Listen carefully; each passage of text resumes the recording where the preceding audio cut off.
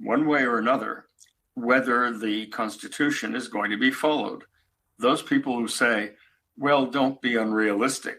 No Supreme Court, especially a conservative one, 3 of whose members were appointed by Donald Trump, going to enforce this provision. Well, we'll just have to see. They may not, but if they don't, they'll have to explain why not. Well, it's interesting you raised that point, right? A conservative Supreme Court, this would be an absolutist, very black and white reading of the Constitution, right? And to that point, conservative legal scholar, George Washington University Law School professor Jonathan Turley has weighed in.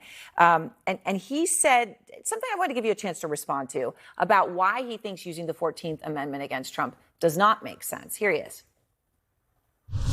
I think that it's the most dangerous theory that has emerged in decades. I think it's entirely unsupported by the text and the history of the 14th Amendment. This provision was written after the Civil War of an actual rebellion where hundreds of thousands of people died. It is notable that Trump has not been charged even with incitement, let alone rebellion or insurrection. And yet they say that this doesn't even require an act of Congress, that any judge can simply announce that he was supporting an insurrection and that he is therefore disqualified.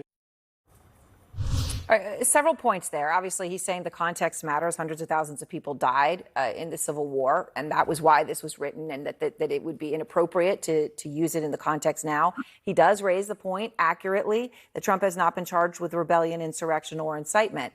Does he have a point there? Absolutely not. Mr. Turley doesn't know what he's talking about. The fact that there was no charge of incitement, no conviction, that's not the point.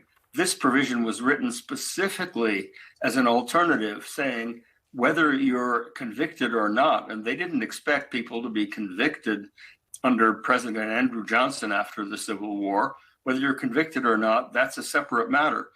But if you engage in an attempt to overturn the government, you shouldn't be entrusted with power again.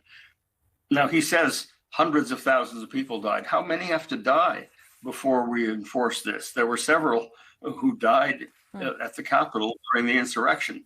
That's all nonsense. It is conservatives like Judge Ludig and members of the Federalist Society who agree with me. I'm afraid that Jonathan Turley is basically a hack. He doesn't really know what he's talking about.